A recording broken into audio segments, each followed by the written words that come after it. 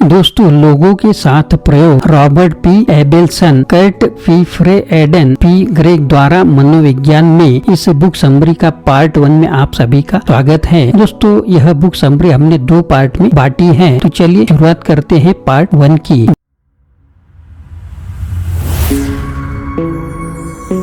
Hello दोस्तों, मेरा नाम आनंद है और बिजनेस आनंद इस चैनल में आप सभी का स्वागत है। दोस्तों, सामाजिक मनोविज्ञान में प्रयोगों के इतिहास और अंतर्दृष्टि की खोज करना, इसमें कोई आश्चर्य की बात नहीं है कि मनोविज्ञान का क्षेत्र लंबे समय से लोगों से जुड़े प्रयोगों पर निर्भर रहा है। लेकिन हम वास्तव में इन प्रयोगों के बारे में कितना जानते हैं और हम उनसे क्या सीख सकते हैं? सामाजिक मनोविज्ञान में 3 प्रमुख शोधकर्ता इन सवालों का जवाब देने के लिए निकले और एक्सपेरिमेंट्स विद पीपल 2003 उनके इसी श्रम का फल है। 28 आकर्षक केस अध्ययनों की जांच करके एक्सपेरिमेंट्स विद पीपल 20वीं शताब्दी के दौरान सामाजिक मनोविज्ञान के इतिहास और प्रभाव को दर्शाता है। दोस्तों, अगर चैनल पर नए हैं तो चैनल को सब्सक्राइब जरूर करें। चलिए शुरुआत करते हैं लोगों के साथ प्रयोग इस बुक का सारांश। क्या आप स्टैनफोर्ड जेल प्रयोग से परिचित हैं या लिटिल अल्बर्ट प्रयोग,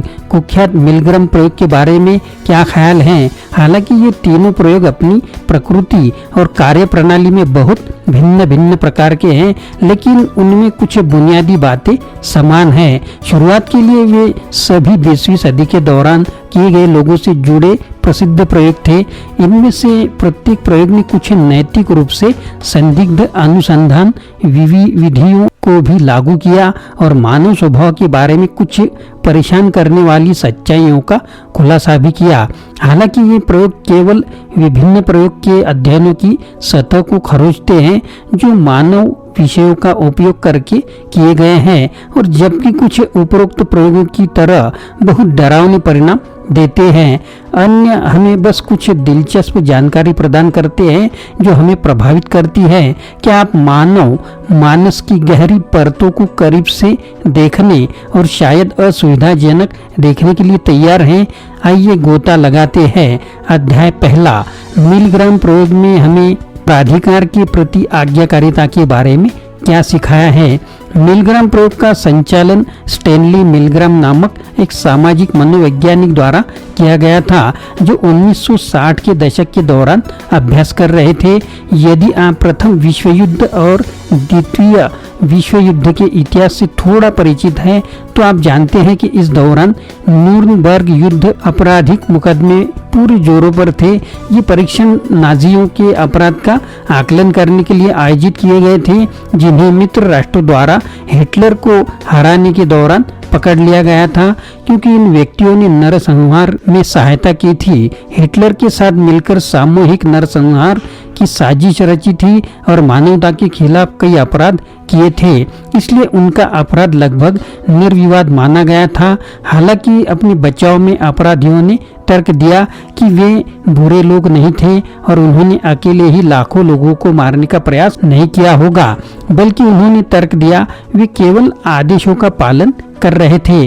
इस तर्क से मिलग्राम हैरान और क्रोधित हुआ और उसने एक मनोवैज्ञानिक प्रयोग करके इसकी वैधता की जांच करनी चाहिए। यह जानना चाहता था कि क्या नाजियों के बचाव में संभवतः थोड़ी सी भी सच्चाई हो सकती है, और क्या यह संभव है कि अधिकार के प्रति आज्ञाकारिता की भावना ने वास्तव में उनका दिमाग खराब कर दिया है। इसलिए 1961 के जुलाई में नाजी युद्ध अपराधी एडल्फ ईचमैन के मुकदमे और फांसी के 1 साल बाद मिलग्राम ने एक ऐसा प्रयोग करने का फैसला किया जो कुछ हद तक नाजी अधिकारियों द्वारा अनुभव की गई स्थितियों का अनुकरण करेगा, जो अपने साथी मनुष्यों पर अत्याचार करने के लिए सिर्फ आदेशों का पालन कर रहे थे। यहाँ बताया गया है कि इसने कैसे काम किया। मिलग्राम ने स्थानीय समाचार पत्रों में प्रतिभागियों के लिए एक कॉल भेजकर शुरुआत की, जिसमें येल विश्वविद्यालय में आयोजित एक मनोवैज्ञानिक प्रयोग में परीक्षण विषयों के रूप में सेवा करने के लिए पुरुषों को आमंत्रित किया गया। प्रयोग को किस तरह से संचालित किया गया था, हम अभी इसके बारे में जानेंगे। एक व्यक्ति सीखने वाला होगा, एक व्यक्ति शिक्षक होगा। मिलग्राम प्रयोगकर्ता के रूप में काम करेगा और उसे अधिकाधिक पोशाक पहनाई जाएगी जो उसे एक प्राधिकारी व्यक्ति के रूप में चिन्हित करेगी, यानी एक प्रयोगशाला कोर्ट। हालांकि शिक्षार्थी वास्तव में एक वास्तविक परीक्षण विषय नहीं था, बल्कि मिलग्राम के सहयोगियों में से एक था जो स्वयंसेवक होने का नाटक कर रहा था। निष्पक्ष होने का आभास देने के लिए दोनों स्वयंसेवक यह निर्धारित करने के लिए पर्ची निकालेंगे कि कौन शिक्षार्थी की भूमिका निभाएगा और कौन शिक्षक की यह भूमिका निभाएगा। हालांकि वास्तविक स्वयंसेवक को पता न होने पर ड्राइंग में हमेशा हेराफेरी की जाती थी, ताकि मिलग्राम का सहयोगी हमेशा सीखने वाले की भूमिका निभाए। भले मिलग्राम ने हजारों प्रतिभागियों के बीच साइकिल चलाई, जिनमें से सभी 20-25 वर्ष की आयु के पुरुष थे। प्रयोगकर्ता और शिक्षार्थी की भूमिका समान रही और हमेशा मिलग्राम और उनके सहयोगियों द्वारा भरी गई। यहाँ बताया गया है कि प्रयोग कैसे कार्य करता है। शिक्षक और शिक्षार्थी अलग हो गए, हालांकि वे एक दूसरे को देख नहीं सकते थे। प्रत्येक को एक दूसरे की उपस्थिति के बारे में सूचित किया गया था और वे एक दूसरे को सुन सकते थे। शिक्षक की भूमिका निभाने वाले स्वयंसेवक को बताया गया कि प्रयोग का उद्देश्य शिक्षार्थी को शब्दों के जोड़े सिखाना था।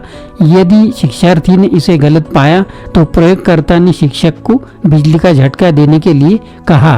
बिजली के झटके का वोल्टेज हल्के 15 वोल्ट से लेकर घातक 450 वोल्ट तक था। प्रत्येक झटके के कारण होने वाले दर्द का स्तर शॉक जनरेट के पैनल पर स्पष्ट रूप से दर्शाया गया था।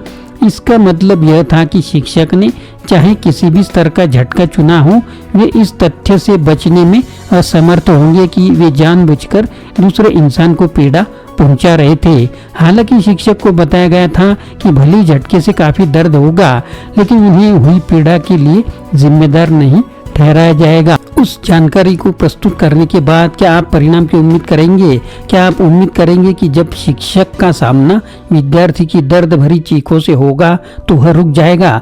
क्या आप उनसे अपेक्षा करेंगे कि वे प्रयोग जारी रखने से इनकार कर दे, इसे क्रूर और बर्बर कहे और इसे प्रचंड पर पीड़ाकवाद कहकर उसकी निंदा करे? आप उसके स्थान पर क्या करेंगे? यदि आप विश्व दृष्टिकोण को ध्यान में रखते हैं कि दिल से ज्यादातर लोग मूल रूप से अच्छे हैं, तो आपको यह जानकर आश्चर्य हो सकता है कि परिणाम आपकी अपेक्षा के विपरीत थे। वास्तव में जब शिक्षार्थी को चौंकाते रहने के लिए कहा गया तो लगभग हर प्रतिभागी ने इसका अनुपालन किया। जब भी वह विद्यार्थी को पीड़ा भरी चीखें सुनते थे, इस तथ्य के बावजूद कि शिक्षार्थी लगातार रोते रहे और रिहाई की भीख मांगते रहे, प्रतिभागियों ने आदेश पर उन्हें झटका देना जारी रखा। और जब प्रयोगकर्ता ने उन्हें वोल्टेज बढ़ाना जारी रखने का निर्देश दिया तो आधे से अधिक प्रतिभागियों ने इसका अनुपालन किया। तब भी जब उन्हें वोल्टेज का उपयोग करने का निर्देश दिया गया था, जो निर्विवाद रूप से घातक था, यहाँ तक कि जिन आधे लोगों ने विरोध किया, घातक वोल्टेज लागू करने से इनकार कर दिया, फिर भी पीड़ित को कम से कम 350 वोल्ट तक झटका देने में लगे रहे। इसका मतलब यह था कि यहाँ तक प्रतिभागियों को पता था, उनमें से 50% ने प्रयोग के संदर्भ में स्वेच्छा से किसी अन्य इंसान को मार डाला था। लेकिन क्यों? वे किसी की हत्या का आदेश क्यों मानेंगे? उन्होंने विरोध क्यों नहीं किया? और इन प्रतिभागियों की नैतिकता के बारे में इसका क्या मतलब था? इन सवालों का जवाब देने के लिए मिलग्राम ने प्रयोग के बाद स्वयंसेवकों का साक्षात्कार लिया और उनसे उनकी विचार प्रक्रियाओं के बारे में पूछा। हर एक मामले में नाजियों की तरह प्रतिभागियों ने पुष्टि की कि वे केवल आदेशों का पालन कर रहे थे, क्योंकि प्रयोगकर्ता ने एक आधिकारिक व्यक्ति के रूप में प्रस्तुत किया। प्रतिभागियों ने कहा कि उन्हें ऐसा महसूस हुआ कि उन्हें उनकी बात सुननी चाहिए, यहाँ तक कि अपनी नैतिकता और असुविधा की भावनाओं की कीमत पर भी। इनसे क्या मिलग्राम के सिद्धांत की पुष्टि की आधिकारिक का पालन करने का आदेश हमारे अंदर इतनी गहराई से निहित है कि हम अत्यधिक दबाव में भी इसका विरोध करने की संभावना नहीं रखते हैं। अध्याय 2, हमारा दिमाग तय करता है कि हम किसे पसंद करते हैं और किसे पसंद नहीं करते। लोकप्रिय NBC कॉमेडी सुपरस्टार के हालिया एपिसोड में एक पात्र खुशी से अपने सहकर्मी से कहता है कि मैं लगभग हर किसी से मिलता हूँ जो मुझे पसंद है। मेरे पास वस्तुतः कोई मानक नहीं है। इस व्यक्ति पंक्ति पर हंसी आती है क्योंकि अधिकांश लोगों के लिए यह बिल्कुल भी सच नहीं है। हम में से अधिकांश लोग अपने मिलने वाले हर व्यक्ति को पसंद नहीं करते। वास्तव में हम में से अधिकांश लोग इतनी बड़ी संख्या में लोगों को पसंद करने के करीब भी नहीं पहुंचते हैं, बल्कि हम तय करते हैं कि हम कई कारणों से बड़ी संख्या में लोगों को नापसंद करते हैं। हो सकता है कि उनकी शैली की समझ आपको गलत लगे या ये कोई चुटकुला सुनाए जो आपको आपत्तिजनक लगे। हो सकता है कि आप उनके राजनीतिक विचारों के प्रशंसक न हो या उनका व्यक्तित्व केवल कष्टप्रद हो। कारण जो भी हो, इसमें कोई आश्चर्य की बात नहीं है कि मनुष्य कुछ लोगों को पसंद करते हैं और बहुत से लोगों को नापसंद करते हैं। मजेदार तथ्य, कुत्ते और बिल्लियों भी इस प्रकार का तरजीही व्यवहार प्रदर्शित करते हैं। लेकिन उन लोगों के बारे में क्या जिन्हें आप पसंद करते हैं? यदि आप इन कारणों की सूची बना सकते हैं जिनके कारण आप कुछ लोगों को पसंद नहीं करते हैं, तो इन कारणों के बारे में क्या कहें जिनके कारण आप दूसरों को पसंद करते हैं। उदाहरण के लिए आप यह कहते हैं कि आप अपने सबसे अच्छे दोस्त को पसंद करते हैं क्योंकि आपके पास हास्य की समान भावना है या क्योंकि आप एक दूसरे से सर्वश्रेष्ठ लाते हैं। तो लगता है कि हो सकता है कि आप साथ रहे क्योंकि आप विपरीत हैं और विपरीत आकर्षित करते हैं। हो सकता है कि आप अपने मित्र की दयालुता या उदारता या किसी अन्य आकर्षक गुण के लिए उनकी प्रशंसा करते हो। लेकिन क्या आपने कभी पाया है कि आप किसी को सिर्फ इसलिए पसंद करते हैं क्योंकि आप उन्हें बहुत देखते हैं या आपका अनुभव एक जैसा है? पहली नज़र में यह विचार निरर्थक लगता है। यदि किसी को देखने मात्र से ही अक्सर आपकी पसंद प्रभावित होती है, तो निश्चित रूप से जिस सहकर्मी से आप घृणा करते हैं उसके साथ आपकी अच्छी दोस्ती हो सकती है, लेकिन ज़रूरी नहीं है कि यह इसी तरह काम करे। दरअसल सामाजिक मनोवैज्ञानिक थियोडोर मीता द्वारा 1977 में किया गया एक अध्ययन इसकी पुष्टि करता है। मीता ने एक ऐसी चीज की खोज की जिसे एक्सपोजर इफेक्ट के रूप में जाना जाता है, और इसका मतलब बिल्कुल सरल है कि यदि आप बार बार किसी निश्चित व्यक्ति या चीज के संपर्क में आते हैं तो आप इसे पसंद करने लगेंगे या कम से कम इसे सहन करेंगे अधिक। यदि आपने कभी हाई स्कूल में दोस्त बनने के लिए संघर्ष किया है तो आप शायद जानते होंगे कि यह कितना सच है।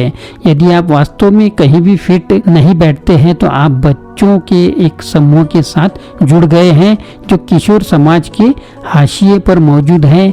जो आपकी दोस्ती शायद विकसित नहीं हुई क्योंकि आपका एक दूसरे के साथ गहरा स्नेह था, इसके बजाय क्योंकि आप हर दिन एक दूसरे को देखते थे, साथ में दोपहर का खाना खाते थे और अकेले देखने से बचने के लिए साथ साथ चलते थे। समय के साथ आप खुद को आश्वस्त कर लिया आपने और कि आप वास्तव में इन लोगों को पसंद करते हैं, लेकिन वास्तव में आप डिफॉल्ट रूप से केवल सीमांत मित्र रहे होंगे। दोस्तों, बुक समरी पार्ट 1 आपको कैसा लगा जरूर कमेंट बॉक्स में लिखिए और चैनल को सब्सक्राइब जरूर कर ले। आशा करता हूँ दोस्तों यह वीडियो आपको पसंद आया होगा। अगर पसंद आया है तो लाइक करें, शेयर करें, चैनल को सब्सक्राइब करें, अपने दोस्तों को और ग्रुप को भी यह वीडियो फॉरवर्ड करें। फिर से मिलेंगे अगले वीडियो में। आप सभी का वीडियो देखने के लिए बहुत बहुत शुक्रिया।